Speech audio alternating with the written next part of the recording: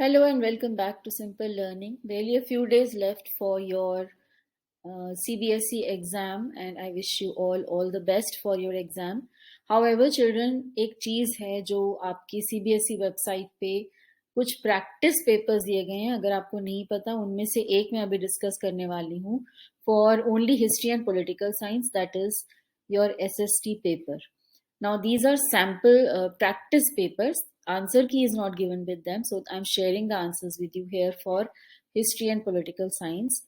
But it is very important to practice these papers because जो उनमें language use हुई है, जिस तरह का pattern use हुआ है, that is exactly what you can expect in your board paper. So not much time left, so let us get started and watch the video till the end because all the questions are extremely important and some of the terminology is really difficult to follow. So be with me and let's get started.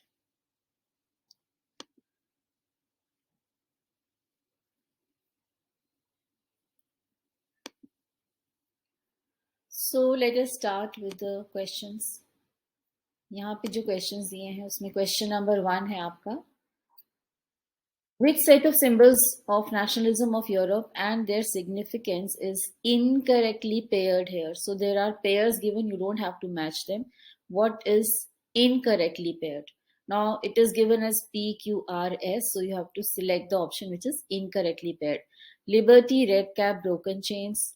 Justice, blindfolded woman carrying a pair of weighing scales. Heroism, the tricolor. And readiness to fight, that is the sword.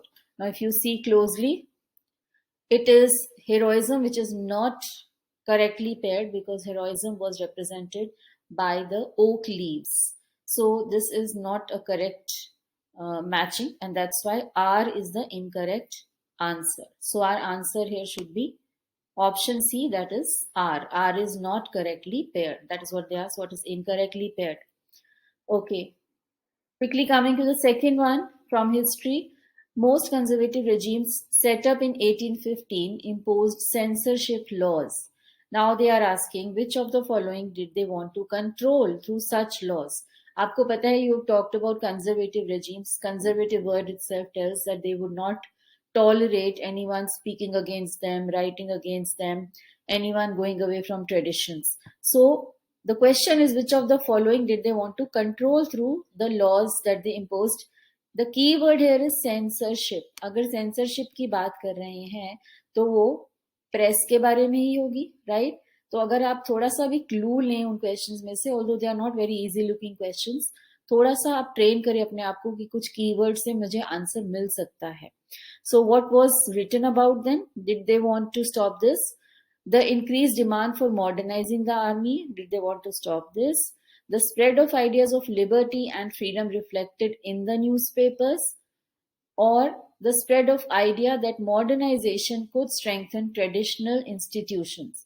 Now, if you see the options, the MCQs, there are two options given. That means out of these four statements, they wanted to control something that is related to two of these options, right? So censorship is always on the press, mostly the press and the media. So definitely they would be trying to stop what was written about them. Increasing demand for army is not related to censorship. The spread of ideas of liberty and freedom reflected in the newspapers, or now it is in the newspapers. So here is the clue, because censorship would relate to the newspapers as well.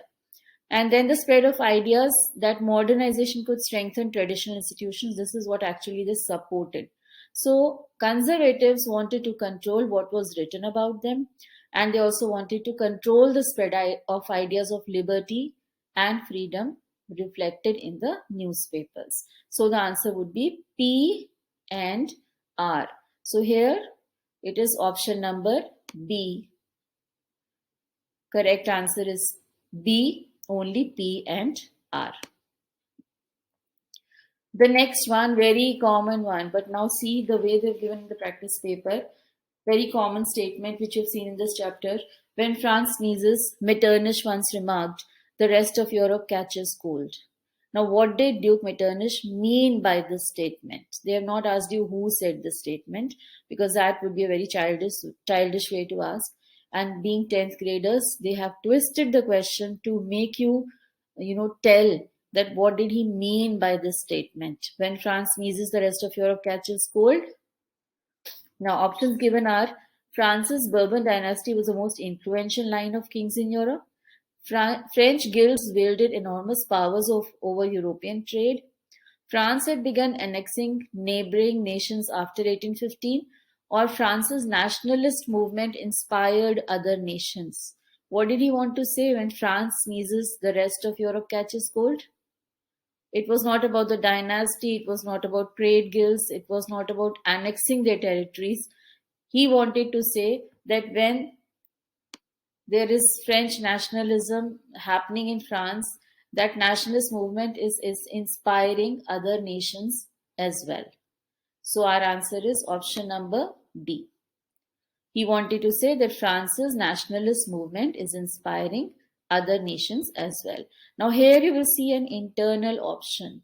यहाँ क्या आपके पास internal option है. Either you answer that question, when France sneezes, the rest of Europe catches cold, or you answer this: why was a customs union, or Zollverein, formed by Prussia and most of the German states in 1834? Why was it formed? So question here is why. फटाफट से question को देखिए और उसमें से कुछ keyword निकालिए या पूछिए अपने आप को कि what is exactly the question asking. So why was it established? We very easily know that there was a lot of problem in the movement of goods and capital from one state to another. So the options given here are: to abolish state imposed restrictions on the movement of goods and capital, to encourage the statewide system of weights and measures, to import more goods from landlocked Balkans, or to boost trade with England and France. So basically Zollverein क्यों form हुई थी? You know, it was a trade customs union. So it was formed to abolish state imposed restrictions on the movements of goods and capitals. This is answer number A, option number A. It was formed to abolish, Zollverein was formed to abolish state imposed restrictions on the movements of goods and capital. Okay, the next one. Which one of the following, relief feature, this is geography. Let's move on to the next history or political science question. So here we have assertion and reasoning questions.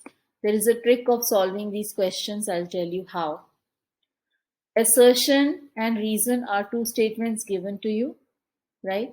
Now here they are asking, this is related to your pol science, who are ineligible to vote in the presidential elections of India. We know that presidential elections take place where members of parliament and members of state legislative assemblies take part. So who is ineligible, not eligible to participate in presidential elections? Members of legislative assemblies, members of state legislative council, members of Rajya Sabha, members of Lok Sabha. So these form the parliament. They definitely take part in president elections, and these state legislative assembly members also take part. So who doesn't take part in the election? It is option B, that is members of state legislative council. They do not take part in the presidential elections because many of the states do not even have a state legislative council. Now see this statement: everything would come to an end if the legislative, executive, and judicial powers of government were to be exercised by the same person or authority. This is a quote by Montesquieu, a French jurist. Now they are asking you which of the following is the best explanation of this quotation. All work in a country will stop in the absence of power sharing. No, that cannot happen. Separation of powers is needed to strengthen democracy. Governments only function only if the powers are distributed. Or people cannot exist in a nation if powers are not divided. So what did he want to say through this quotation? Everything would come to an end if legislative, executive, and judicial powers of government are exercised by the same authority. So what do you think the answer is? You can check yourself. We will discuss this, but I give you a few seconds to think. So here he wanted to talk about the government. Legislature, executive, and judiciary are organs of a government. So we cannot say that everything in the country will stop in the absence of power sharing. That doesn't happen. Separation of powers is needed to strengthen democracy. He did not talk about democracy. He talked about the powers and the power sharing. So the correct option is governments can only function if powers are distributed. That is what he wanted to say. And this is totally impossible. People cannot exist in a nation if powers are not divided. That cannot be the answer. Next one, if you see option P, statement P says power sharing can be vertical as well as horizontal. We know that we have done both kinds of power sharing, vertical as well as horizontal. That is true. Then they say the statement Q says all religious communities have reserved seats in the central government of India. Now, which of the following statements is or are true? These two statements are given. This is absolutely true. We have dealt with it. But all religious communities have reserved seats. It's not religious communities who have reserved seats. Reserved seats are reserved for people of backward classes or scheduled castes and tribes. They are the different castes. They can be tribes. So it depends on their economic status as well. It's not about religion. It's about the different economically weaker sections of society or marginalized sections of society. So all religious communities have reserved seats. This is a wrong statement. Okay, so only P is the true statement. So hence, which of the following is true?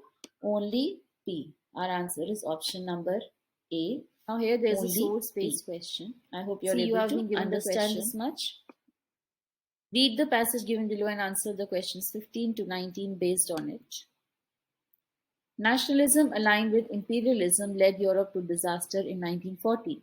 But meanwhile, many countries in the world that had been colonized by European powers in the 19th century began to oppose imperial domination. The anti-imperial movements that developed everywhere were nationalist in the sense that they all struggled to form independent nation states and were inspired by a sense of collective national unity. So कुछ keywords हैं जो आपको बाद में काम आएंगे कि what are they talking about? Anti-imperial movements. Then you're talking about collective national unity. Forged in confrontation with imperialism. European ideas of nationalism were nowhere replicated, for people everywhere developed their own specific variety of nationalism. But the idea that societies should be organized into nation states came to be accepted as natural and universal. ये आपकी book में से ही एक excerpt दिया गया है. Now they are asking you the next question. Which of the following aligns with the romantic idea of creating nationalist sentiments among the people?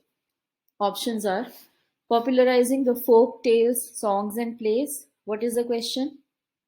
Which of these aligns with the or matches with the romantic idea of creating nationalist sentiments among the people? So the next option is emphasizing importance of territorial expansion, glorifying the developments of science and technology, creating employment opportunities by setting up factories. When you talk of romantic idea, you have done in this chapter that romantic idea refers to all the folk tales, songs and plays which were, it was that romanticism which basically made people aware that they belong to same culture. So the correct option here is popularizing local folk tales, songs and plays. Option number A. Moving on to the next one. Which one of the following statements about 20th century European powers is definitely true? This is a tricky one because when you see the options, which one is definitely true, you will think that bhai sare hi to theek hain, because they have first option is they were involved in the Greek War of Independence. They were actively working for unification of Germany. They were all working to end the French Revolution. They were fighting against each other in the First World War. अब ये सारी statements कहीं ना कहीं तो true हैं, पर पूरी ट्रू हमें नहीं पता because if we talk about the Greek war of independence तो वो ग्रीक नेशंस में हुआ था, ग्रीक स्टेट्स में हुआ था. तो it's not that all the European powers were involve in it, right? The question is about 20th century European powers. But it is also referring to the fact that कौन सी statement है जो पक्का से ट्रू होगी ही होगी, definitely true. ये चारों अपने आप में कहीं ना कहीं ट्रू हैं, but they don't refer to all the European powers. Okay, so which one of the following statements is totally true about the European powers? ये ग्रीक वॉर ऑफ इंडिपेंडेंस पूरा नहीं हो सकता यूरोपियन पावर्स के लिए, unification of Germany भी German states में था तो सब यूरोपियन नेशंस के लिए नहीं हो सकता, they were all working to and the French Revolution, ये भी सब नहीं थे कि फ्रेंच रेवोल्यूशन के अगेंस्ट थे। So what was true, what is definitely true? एक चीज तो डेफिनेटली ट्रू थी, and that was option number D, that they were fighting against each other in the First World War. ये बात तो definitely true है about these nations. So that is how they will trick you into the questions. Definitely true को एक keyword मान के चलिए और सोचिए कि ये सारे ही ट्रू थे, पर पक्के से कौन सी चीज ट्रू थी, what was definitely true. So that way you will find your answer, children. Why did the anti-imperialist movements emerge? Anti-imperialist, अभी हमने कीवर्ड मार्क किया. Anti-imperialist means against imperialism, against those powers who want to expand and take away other territories. So why would the movements against them emerge? To oppose colonization, to resist European culture, to defeat imperial powers in local elections. This doesn't make sense. To protect against trade with European nations. That also doesn't make sense. तो anti imperial वही होगा जो कि colonisation नहीं चाहता, जो अपने आप को कॉलोनी बन के रहना नहीं चाहता. Like India also oppose colonization and tried to gain independence and got it. So anti imperialist movements emerged to oppose colonization. What led to the collapse of Europe? Next question. In 1914. What would lead to the collapse of Europe in 1914? Massive civil unrest due to poverty, an attack from colonized countries around the world, the internal struggle among nations to expand their territory, or ongoing rebellions against the existing monarchs in multiple territories. See, the year here is 1914, basically the year where the First World War started. So what led to the collapse of Europe? It was basically the internal struggle among nations to expand their territory. इस लड़ाई के साथ ही First World War शुरू हुई थी, because they were all fighting to expand their territory. अब यहाँ पे एक सुंदर सी पिक्चर दी गई है which is a part of your chapter. Again आपका एक पिक्चर स्टडी क्वेश्चन भी डेफिनेटली आएगा, तो जितनी भी पिक्चर्स हैं बुक में उनको भी ध्यान से देख लीजिए. Do not miss out on any picture. What does it represent, किसने बनाई थी, कब बनाई थी, and what does it show. So here they have given you a map which was used during the 19th century to display the power of Britain. अब यहाँ पे कई सी रूट्स दिए हैं, ब्रिटिश एम्पायर दिया है जहां जहां भी फैला हुआ था, like India, Australia, South Africa. So यहाँ पे they are asking you, which is actually given in your book. अगर आप फोकस करेंगे तो आपको इजीली आंसर मिल जाएगा. Which of the following is the map most likely about, ये किसके बारे में है? Different kinds of people who are found in Britain. B. Sea routes from only Britain to different parts of the world. C. Celebrating British rule over different parts of the world. Or D. People of different countries moving to Britain to lead a better life. तो क्या दिखाया गया इसमें? अगर आप देखें ध्यान से, it is showing the British Empire and it is actually made in a very colorful manner because different kinds of people are being ruled over by Britain. So this map is most likely about option number C, which is actually the case because आप अपनी book में check कर सकते हैं. It celebrates the British rule over different parts of the world. Next is your source-based question regarding the political science subject. Political legitimacy arising from active participation of people in grassroots governance is regarded as a litmus test for democracy. On April 24, 1993, India took a decisive step in meeting that objective. So here they are talking about Panchayati Raj. The Panchayati Raj Act conferred constitutional status on Panchayati Raj institutions. Though there were long debates on local level democracy in the Constituent Assembly, in its first 42 years, the Republic's constitution reposed trust in the two-tier form of government. PRIs found a mention only in directive principles of state policy. The Panchayati Raj Act not only institutionalized PRIs. What is PRIs? When you're reading, you should know it is already referred. Panchayati Raj institutions. They are mandatory third tier of governance. It's transformed the basics dynamics of rural development by giving a say to large section of people, significantly women, in the administration of their localities. Yet, the churn precipitated by the act has greatly remained unexpressed in national level politics. There are very few channels that connect the grassroots leader to the politics at higher levels. This is a source from the Indian Express referring to the third tier. Now, the question is, why is the active involvement of people in grassroots governance regarded as a decisive test for democracy such as India? Grassroots level means the Panchayati Raj system. तो यहाँ आप देख रहे हैं कि it's not direct question और ये आपका source based है, तो source में से पूछा गया है, but it is referring to your chapter. So you have to connect this situation and the information to the information that you have read in the chapter. So why is active involvement of local people a decisive test for democracy? This is what they are trying to ask. It helps in the mobilization of people belonging to the country's smallest political unit in decision making. It ensures equal and optimum distribution of economic resources of country among the masses. It generates an interest in the colonial past of the country and aids in the spread of nationalism. Or it helps in mobilizing local politically charged youth to participate in nation building. क्या reason है कि grass root level के लोगों का democracy में part लेना बहुत important है? So here if you see and read all the options, colonial past का कोई रेफरेंस नहीं है यहाँ पे, so that is not the correct answer. It helps in mobilizing politically charged youth. नहीं, कोई भी participate कर सकता है democracy में. This is not the answer. It ensures equal and optimum distribution of economic resources. We are not talking about economic resources. We are talking about democracy. So the correct option is it helps in the mobilization of people belonging to country's smallest political unit in decision making. उनको भी involve किया जाता है decision making में. So that is a test of democracy. All right. How did the Panchayati Raj institutions get political legitimacy? What is legitimacy? They became legitimate or legal.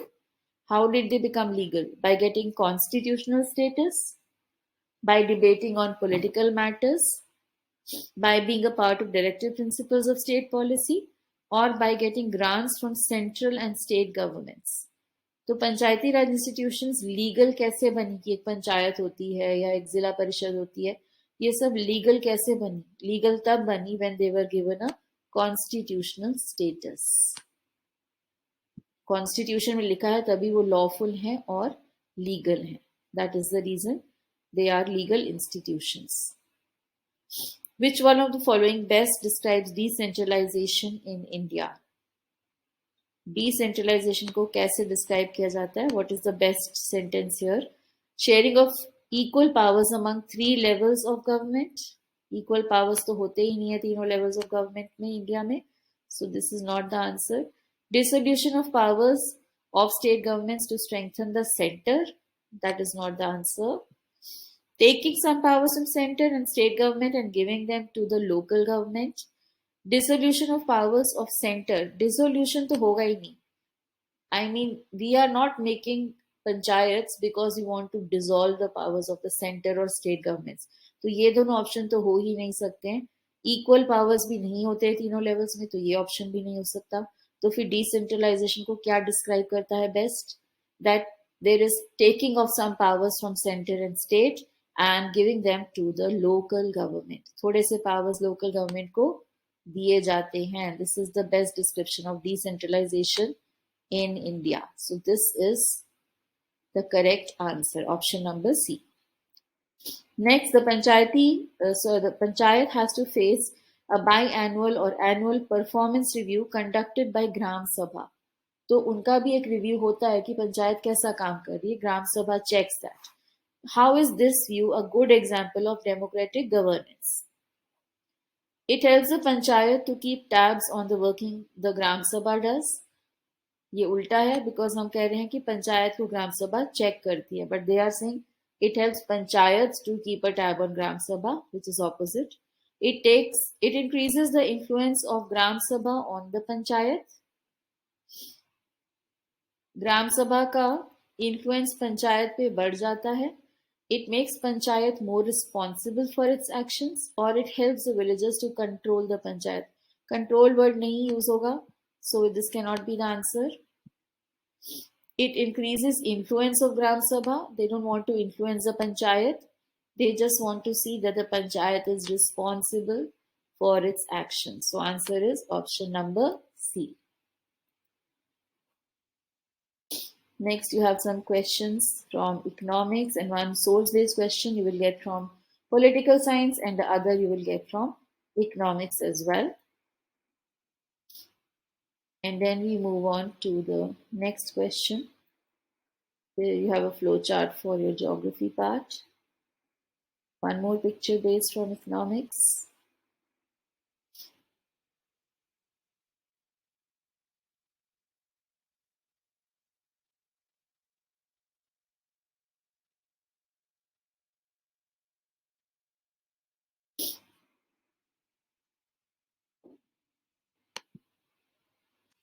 Okay, the next question is regarding 19th century Europe. Which of the following statements is false about the first half of the 19th century Europe? There were parts of Europe where aristocracy still enjoyed power. That is true.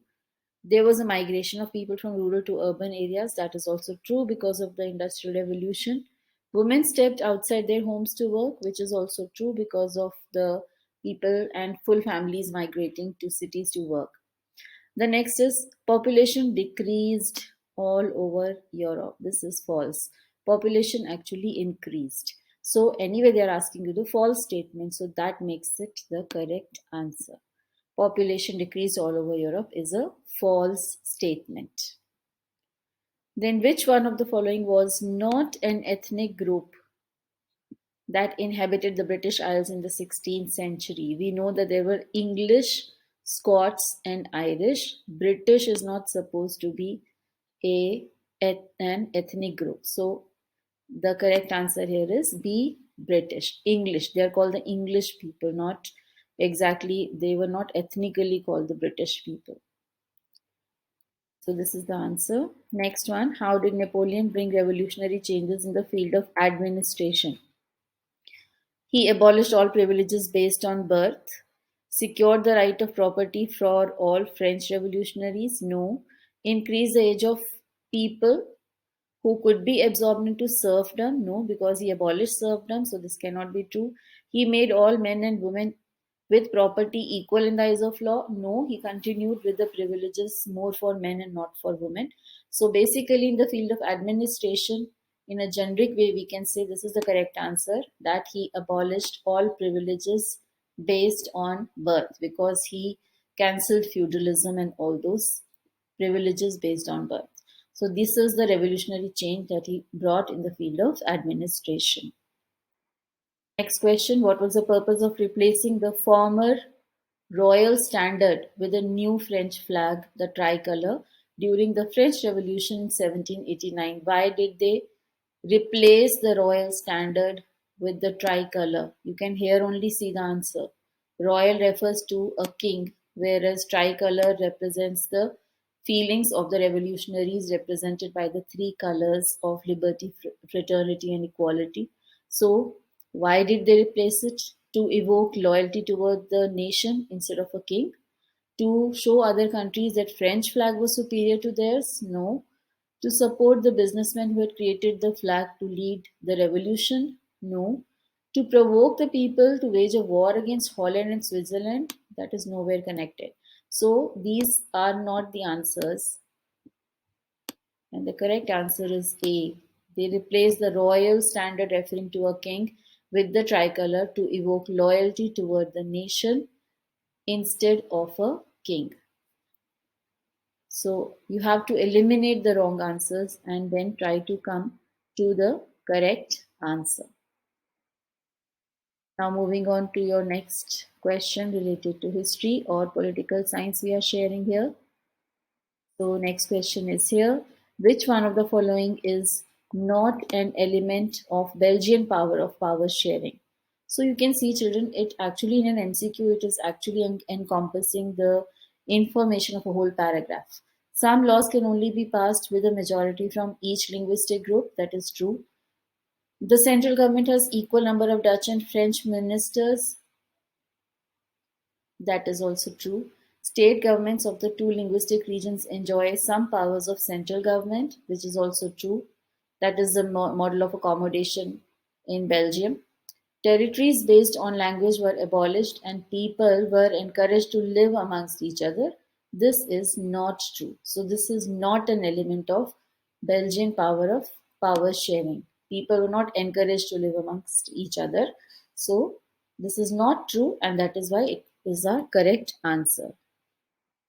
Which one of the following is correct with respect to the ethnic composition of Belgium? 59% live in the Flemish region and speak Dutch language. 30% live in Wallona region and speak French. 10% speak German and 1% speak Russian. So these three statements are not true. This is definitely true that 59% live in the Flemish region and speak the Dutch language. Next question. Which of the following statements about the third tier of democracy is false? Now they have asked you third tier of democracy. So you should already know the third tier of democracy is Panchayati Raj institutions, and you have to say which is the false statement here. So the statements are option A, 1/3 of all positions in local bodies are reserved for women. The state government retains the powers over revenues of local bodies. Seats are reserved in elected bodies for SC, ST, and OBC candidates.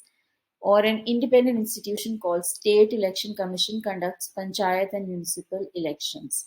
So which one is false? The first three are true. D is false. That makes it our correct answer because there is no election conducted for panchayat by the State Election Commission. Actually, it is conducted by the people themselves. That is how at the grassroots level they are connected to their panchayat. They select their own panchayat, not the State Election Commission. So here only you will get the answer that this is a false statement.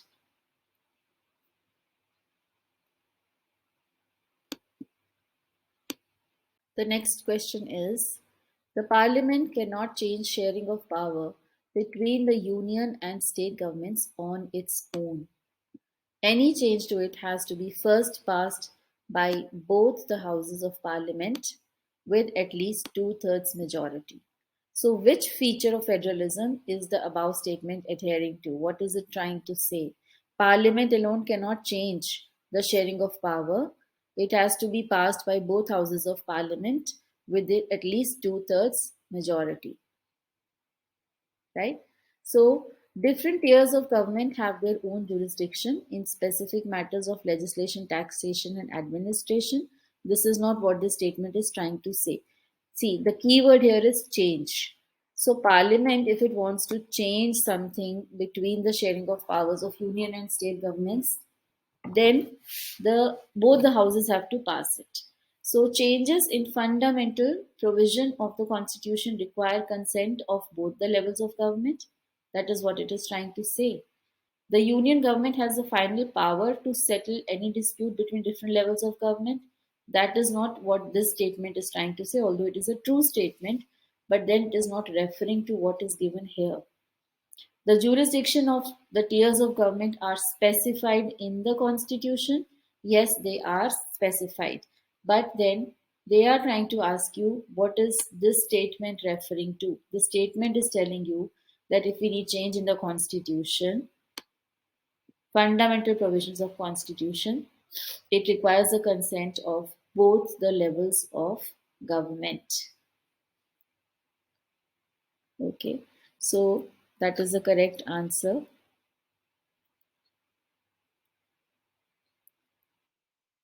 Then next passage is given. Australia became a nation on 1st January 1901 when the British Parliament passed legislation enabling 6 Australian colonies to collectively govern in their own right as the Commonwealth of Australia. It was a remarkable political accomplishment that had taken many years and several referenda to achieve. The source is official website of the National Museum of Australia. Now, reading this, you have nowhere done anything about Australia in your chapter, but this concept you have to relate to the features of a federation. So, when six colonies came together in their own right as the Commonwealth of Australia, then we can infer that Australia is example of what kind of these four options. Is it a kind of united democracy, unitary government, coming together federation, or a holding together federation? Now, if you then you have to reread the passage. Now here it says six Australian colonies came collectively together to govern in their own right as the Commonwealth of Australia.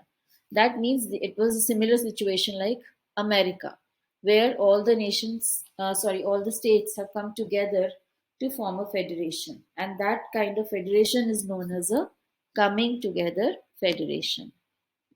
So Australia is an example of a coming together federation.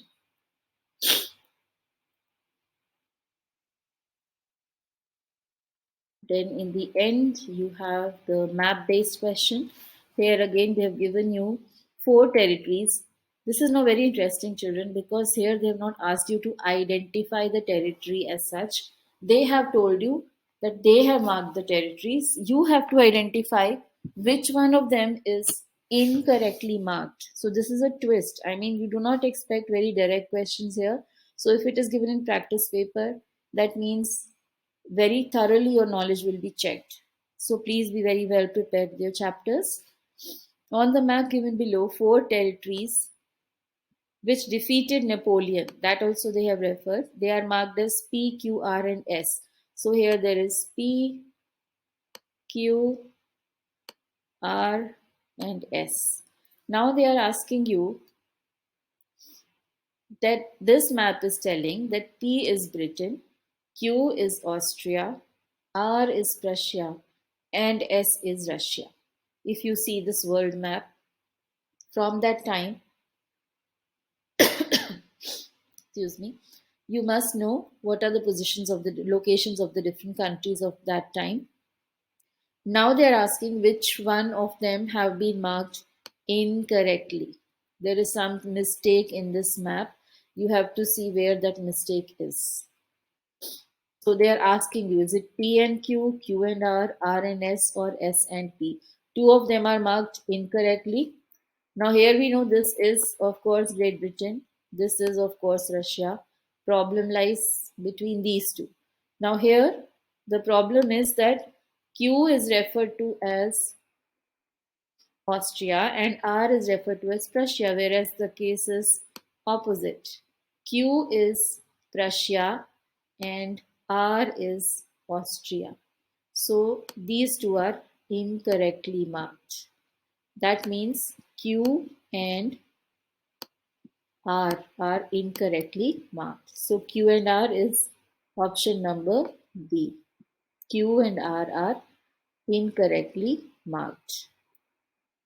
Right? So they are not only asking you to identify, they're asking to identify which ones are incorrectly marked in the map. So that finishes our practice paper. It was very, very, very important to deal with this paper because there are tricky questions, there are map-based questions, there are questions with a very difficult terminology and confusing options.